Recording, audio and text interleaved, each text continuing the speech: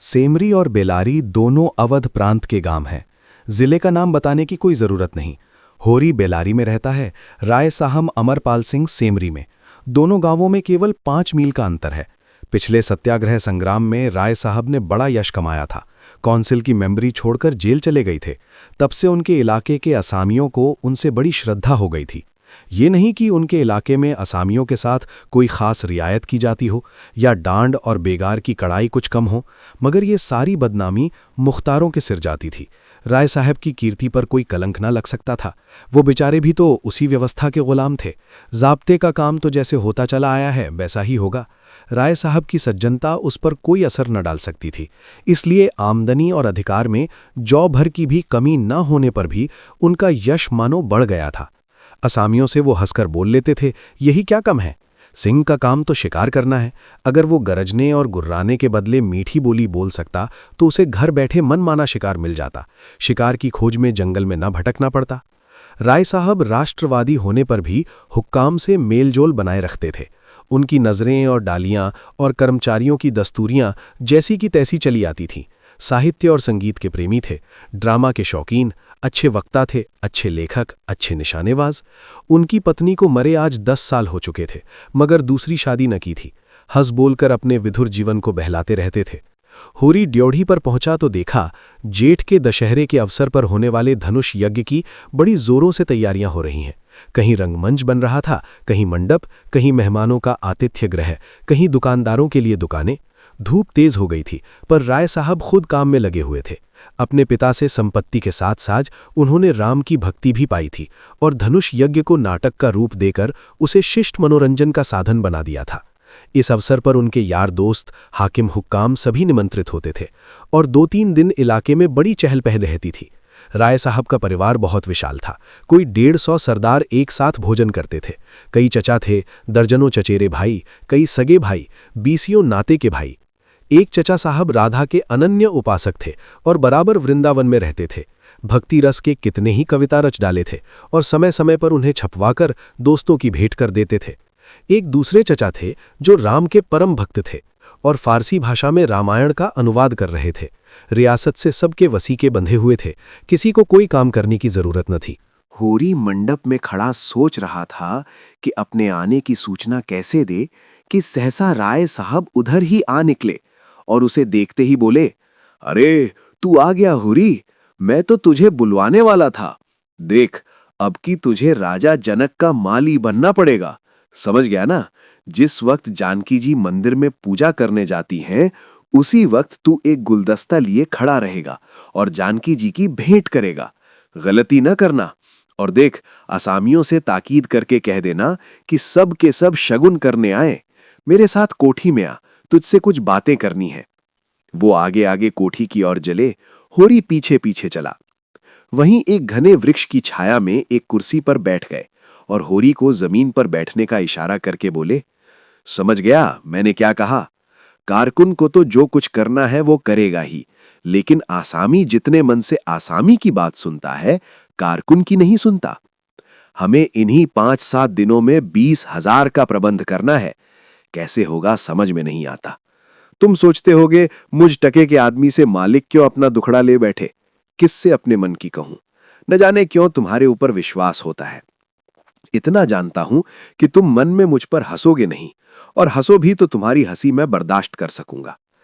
नहीं सह सकता उनकी हंसी जो अपने बराबर के हैं, क्योंकि उनकी हंसी में ईर्ष्या, व्यंग और जलन है। और वे क्यों ना हंसेंगे? मैं भी तो उनकी दुर्दशा और विपत्ति और पतन पर हंसता हूं, दिल खोलकर, तालियां बजाकर। संपत्ति और सहृदयता में वैर है। हम भी दान देते हैं, धर्म करते हैं, लेकिन जानते हो क्यों? केवल अपने बराबर वालों को नीचा दिखाने के लिए। हमारा दान और धर्म कोरा अहंकार है, विशुद्ध अहंकार। हम में से किसी पर डिग्री हो जाए, कुर्की आ जाए, बकाया माल गुजारी की इल्लत में हवालात हो जाए, किसी का जवान बेटा मर जाए, किसी की विधवा बहू निकल जाए, किसी के घर में आग लग जाए, कोई किसी वेश्या के हाथों उल्लू बन जाए या अपने असामियों के हाथों पिट जाए, तो उसके और सभी भाई उस पर हंसेंगे, बगले बजाएंगे, मानो सारे संसार की संपदा मिल गई है। और मिलेंगे तो इतने प्रेम से जैसे हमारे पसीने की जगह खून बहाने को तैयार है। अरे और तो और हमारे चचेरे, फुफेरे, ममेरे, मौसेरे भाई जो इसी रियासत की बदौलत मौज उड़ा रहे हैं, कविता कर रहे हैं और जुए खेल रहे हैं, शराबें पी रहे हैं और अय्याशी कर रहे हैं, वो भी मुझसे जलते हैं और आज मर जाऊं तो घी के चिराग जलाएं। मेरे दुख को दुख समझने वाला कोई नहीं। उनकी नजरों में मुझे दुखी होने का कोई अधिकार ही नहीं है। मैं अगर रोता हूं तो दुख की हंसी उड़ाता हूं। मैं अगर बीमार होता हूं तो मुझे सुख होता है।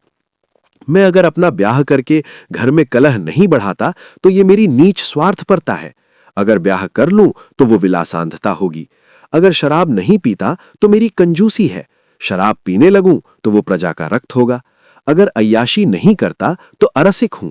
अय्याशी करने लगूं तो फिर कहना ही क्या। इन लोगों ने मुझे भोग विलास में फंसाने के लिए कम चालें नहीं चली और अब तक चलते जाते हैं। उनकी यही इच्छा है कि मैं अंधा हो जाऊं और ये लोग मुझे लूट लें। और मेरा धर्म यह है कि सब कुछ देखकर भी कुछ न देखूं, सब कुछ जानकर भी गधा बना रहूं। राय साहब ने गाड़ी को आगे बढ़ाने के लिए 2 बीड़े पान खाए और होरी के मुंह की ओर ताकने लगे, जैसे उसके मनोभावों को पढ़ना चाहते हों। होरी ने साहस बटोर कर कहा, हम समझते थे कि ऐसी बातें हम ही लोगों में होती हैं, पर जान पड़ता है बड़े आदमियों में उनकी कमी नहीं है। राय साहब ने मुंह पान से भर कर कहा, तुम हमें बड़ा आदमी समझते हो? हमारे नाम बड़े हैं पर दर्शन थोड़े। गरीबों में अगर ईर्ष्या या वैर है तो स्वार्थ के लिए या पेट के लिए। ऐसी ईर्ष्या और वैर को मैं क्षम्य समझता हूं। हमारे मुंह की रोटी कोई छीन ले तो उसके गले में उंगली डालकर निकालना हमारा धर्म हो जाता है। अगर हम छोड़ दें तो देवता हैं। बड़े आदमियों की ईर्ष्या और वैर केवल आनंद के लिए है। हम इतने बड़े आदमी हो गए हैं कि हमें नीचता और कुटिलता में ही निस्वार्थ और परम आनंद मिलता है। हम देवतापन के उस दर्जे पर पहुंच गए हैं जब हमें दूसरों के रोने पर हंसी आती है। इसे तुम छोटी साधना मत समझो। जब इतना बड़ा कुटुंब है तो कोई न कोई तो हमेशा बीमार रहेगा ही। और बड़े आदमियों के रोग भी बड़े होते हैं। वो बड़ा आदमी ही क्या जिसे कोई छोटा रोग हो। मामूली ज्वर भी आ जाए तो हमें सरसाम की दवा दी जाती है। मामूली फुंसी भी निकल आए तो वो जहरबाद बन जाती है। अब छोटे सर्जन और मझोले सर्जन और बड़े सर्जन तार से बुलाए जा रहे हैं। मसीहुल मुल्क को लाने के लिए दिल्ली आदमी भेजा जा रहा है। बेशज्ञाचार्य को लाने के लिए कलकत्ता। उधर देवालय में दुर्गा पाठ हो रहा है और ज्योतिषाचार्य कुंडली का विचार कर रहे हैं। और तंत्र के आचार्य अपने अनुष्ठान में लगे हुए हैं। राजा साहब को यमराज के मुंह से निकालने के लिए दौड़ लगी हुई है। वैद्य और डॉक्टर इस ताक में रहते हैं कि कब सिर में दर्द हो और कब उनके घर में सोने की वर्षा हो। और ये रुपए तुमसे और तुम्हारे भाइयों से वसूल किए जाते हैं, भाले की नोक पर। मुझे तो यही आश्चर्य होता है कि क्यों तुम्हारी आहों का दावा नल हमें भस्म नहीं कर डालता। मगर नहीं, आश्चर्य करने की कोई बात नहीं। भस्म होने में तो बहुत देर नहीं लगती, वेदना भी थोड़ी ही देर की होती है। हम जौ-जौ और अंगुल-अंगुल और पोर-पोर भस्म हो रहे हैं। उस हाहाकार से बचने के लिए हम पुलिस की, हुक्काम की, अदालत की, वकीलों की शरण लेते हैं और रूपवती स्त्री की भांति सभी के हाथों का खिलौना बनते हैं। दुनिया समझती है हम बड़े सुखी हैं। हमारे पास इलाके, महल, सवारियां, नौकर चाकर, कर्ज, वेश्याएं क्या नहीं है। लेकिन जिसकी आत्मा में बल नहीं, अभिमान नहीं, वो और चाहे कुछ हो आदमी नहीं है। जिसे दुश्मन के भय के मारे रात को नींद ना आती हो, जिसके दुख पर सब हंसें और रोने वाला कोई ना हो, जिसकी चोटी दूसरों के पैरों के नीचे दबी हो, जो भोग विलास के नशे में अपने को बिल्कुल भूल गया हो, जो हुक्काम के तलवे चाटता हो और अपने अधीनों का खून चूसता हो, उसे मैं सुखी नहीं कहता। वो तो संसार का सबसे अभागा प्राणी है। साहब शिकार खेलने आए या दौरे पर, मेरा कर्तव्य है कि मैं उनकी दुम के पीछे लगा रहूं। उनकी भौहों पर शिकन पड़ी और हमारे प्राण सूखे, उन्हें प्रसन्न करने के लिए हम क्या नहीं करते। मगर वो पचड़ा सुनाने लगूं तो शायद तुम्हें विश्वास ना आए। डालियों और रिश्वतों तक तो खैर गनीमत है, हम सिजदे करने को भी तैयार रहते हैं। मुफ्तखोरी ने हमें अपंग बना दिया है। हमें अपने पुरुषार्थ पर लेश मात्र भी विश्वास नहीं। केवल अफसरों के सामने दुम हिला हिलाकर किसी तरह उनके कृपापात्र बने रहना और उनकी सहायता से अपनी प्रजा पर आतंक जमाना ही हमारा उद्यम है। पिछलगुओं की खुशामद ने हमें इतना अभिमानी और तुनुक मिजाज बना दिया है कि हम में शील, विनय और सेवा का लोप हो गया है। मैं तो कभी कभी सोचता हूं कि अगर सरकार हमारे इलाके छीन कर हमें रोजी के लिए मेहनत करना सिखा दे तो हमारे साथ महान उपकार करे। और ये तो निश्चय है कि अब सरकार भी हमारी रक्षा नहीं करेगी। हमसे अब उसका कोई स्वार्थ नहीं निकलता। लक्षण कह रहे हैं कि बहुत जल्द हमारे वर्ग की हस्ती मिट जाने वाली है। मैं उस दिन का स्वागत करने को तैयार बैठा हूं। ईश्वर वो दिन जल्द लाए, वो हमारे उद्धार का दिन होगा। हम परिस्थितियों के शिकार बने हुए हैं। ये परिस्थिति ही हमारा सर्वनाश कर रही है, और जब तक संपत्ति की ये बेड़ी हमारे पैरों से न निकलेगी, जब तक ये अभिशाप हमारे सिर पर मंडराता रहेगा, हम मानवता का वो पद न पा सकेंगे जिस पर पहुंचना ही जीवन का अंतिम लक्ष्य है। राय साहब ने फिर गिलौरी दान निकाला और कई गिलौरियां निकालकर मुंह में भर ली। कुछ और कहने वाले थे कि एक चपरासी ने आकर कहा, सरकार बेगारों ने काम करने से इनकार कर दिया है। कहते हैं जब तक हमें खाने को ना मिलेगा हम काम ना करेंगे।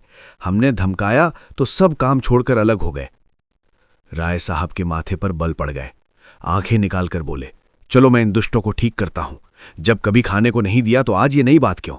एक आने रोज के हिसाब से मजूरी मिलेगी जो हमेशा मिलती रही है, और इस मजूरी पर उन्हें काम करना होगा, सीधे करें या टेढ़े। फिर होरी की ओर देखकर बोले, तुम अब जाओ होरी, अपनी तैयारी करो। जो बात मैंने कही है उसका ख्याल रखना। तुम्हारे गांव से मुझे कम 500 की आशा है। राय साहब झल्लाते हुए चले गए। होरी ने मन में सोचा, अभी ये कैसी कैसी नीति और धर्म की बातें कर रहे थे और एकाएक इतने गर्म हो गए। सूर्य सिर पर आ गया था। उसके तेज से अभिभूत होकर वृक्षों ने अपना पसार समेट लिया था। आकाश पर मिटियाला गर्द छाया हुआ था और सामने की पृथ्वी कांपती हुई जान पड़ती थी। होरी ने अपना डंडा उठाया और घर चला। शगुन के रुपए कहां से आएंगे, यही चिंता उसके सिर पर सवार थी।